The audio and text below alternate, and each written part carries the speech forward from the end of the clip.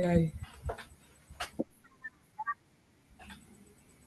Selamat pagi Ibu dan Bapak. Di sini kami dari kelompok BK Shop ingin mempresentasikan bisnis plan kami dengan makanan, dessert cheese squid, dan barang pakaian bekas atau thrifting. Dengan ketua pelaksana kami yaitu Paulina Kanaya Gabriela Sitorus dengan NIM 230301293 dan beranggotakan Saya Erika Damayanti Gultam dengan NIM 230301272. saya Anggun Banjar Nahor dengan NIM 230301293. Saya Bella Yuni Centina Sipayung dengan NIM 230301293. Dengan alamat yaitu Jalan Prof. Tejul Karnain nomor 9 dengan nomor 0852 6336 8360 dengan email atau Gmail belasipayung14@gmail.com. Nama perusahaannya itu yaitu BK Shop, bidang usahanya itu makanan yaitu dessert cheese squid dan barang pakaian bekas. Ketua pelaksana kegiatan itu yaitu Paulina Kanaya Gabriela Sitorus, NIM-nya itu 230301294, program studi atau fakultasnya itu agroteknologi dan pertanian dan nomor handphonenya atau teleponnya 0852 6336 8260. Anggota pelaksana kegiatan itu yaitu 3 orang, yaitu namanya Erika Damayanti Gultom, Anggun Banjar Nahor, dan Bella Yuni Cantina Payung. NIM-nya itu 230301272, 230301293, 230301295. Program studinya sama fakultasnya itu agroteknologi dan pertanian. Nomor handphonenya itu nomor 082388019237 dan 082275728180 dan 083809153757. Biaya kegiatannya itu yaitu sumber itu 50.000 per orang.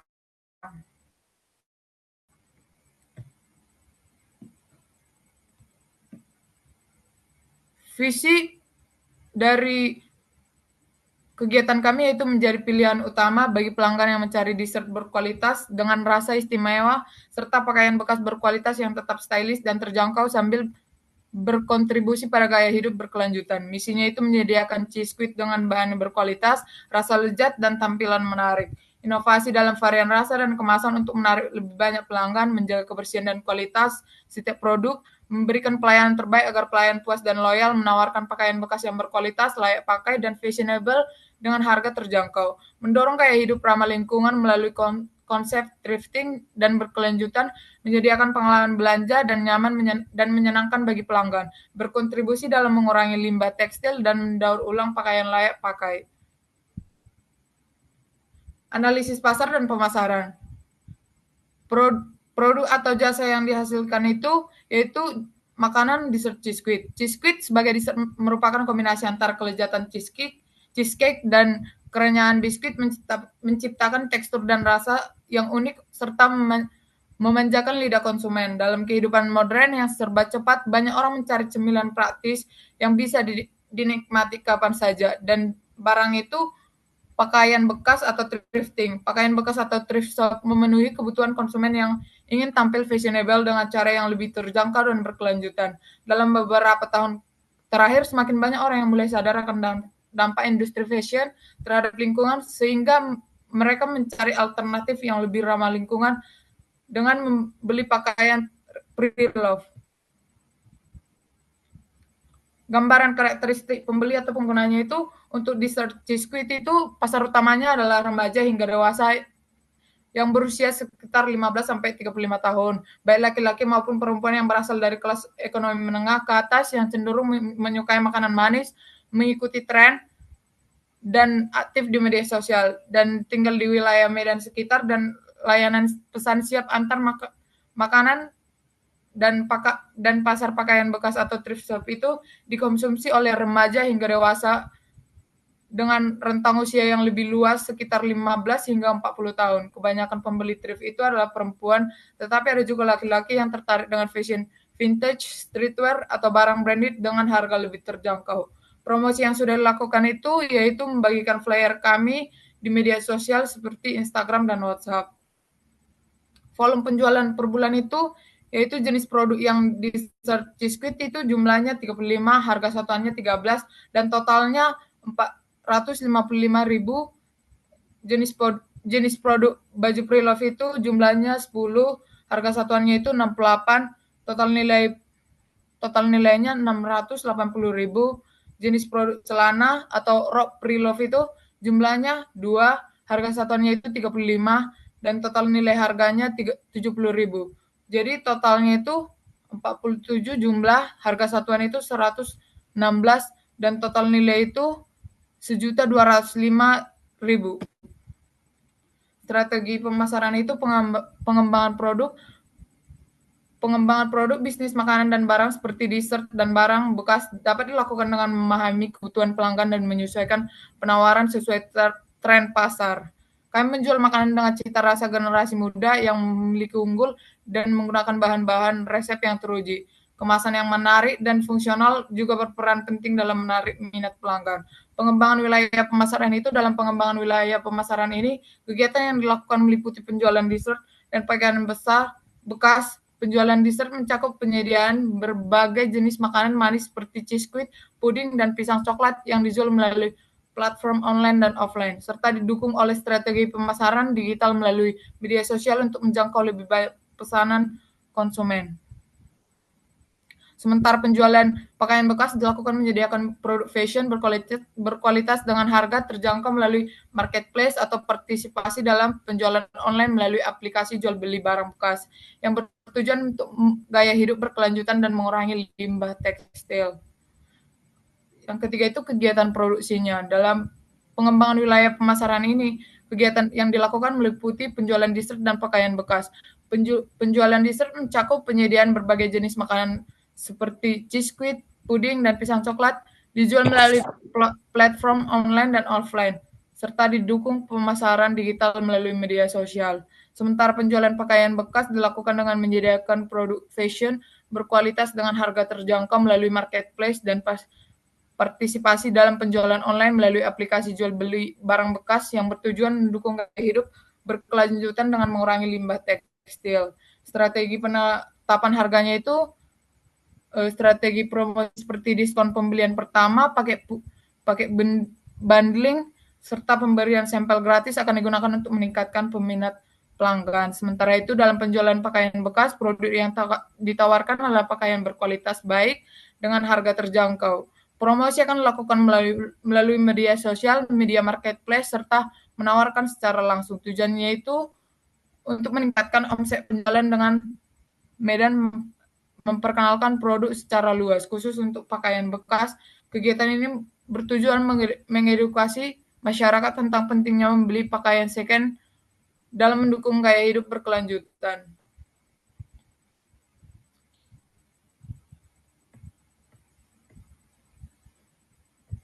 Yang ketiga akan dijelaskan oleh teman saya.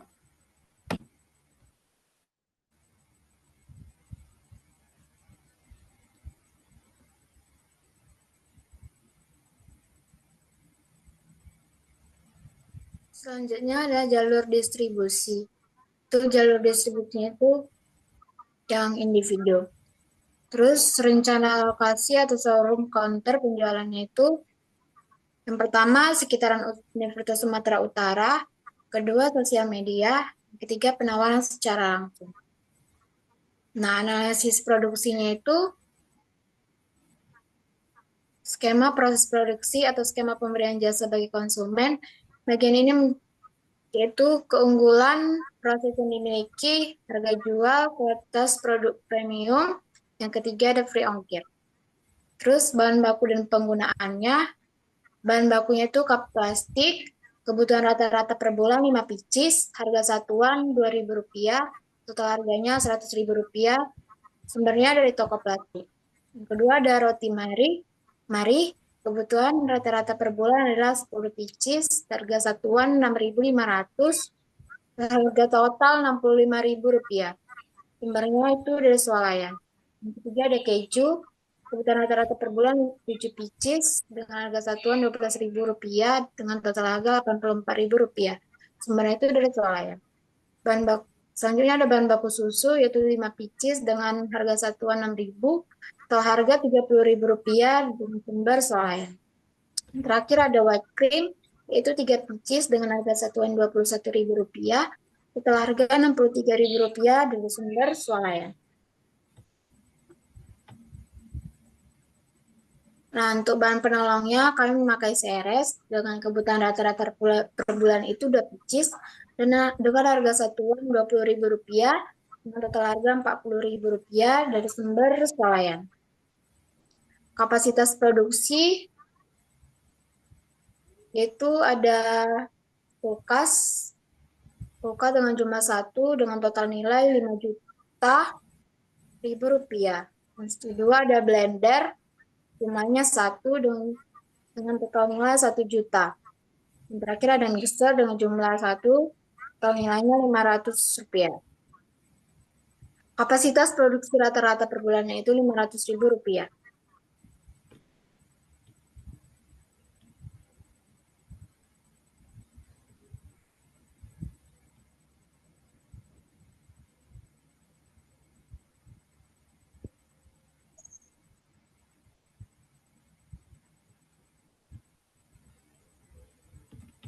Ya, rencana kerjanya itu kegiatannya itu melakukan perencanaan anggaran atau modal dilakukan pada bulan ke-1 sampai 2. Terus yang kedua, perencanaan kebutuhan produksi camilan dilakukan pada bulan ke-3 dan ke-4. Yang ketiga, melakukan perencanaan produksi camilan pada bulan 3 dan 4. Terus perencanaan pembuatan dan pembelian bahan produk camilan dilakukan pada bulan ke-1.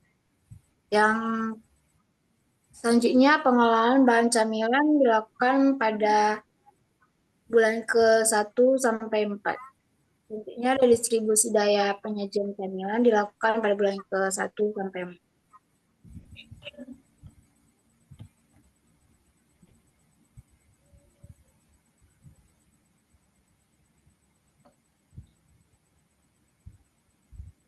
Selanjutnya ada lampiran SWOT analisis. Analisis lingkungan bisnis itu dari strength atau kekuatan itu, dari produk itu harga jual, mutu produk, desain dan variasi produk, dan pengemasan dan label.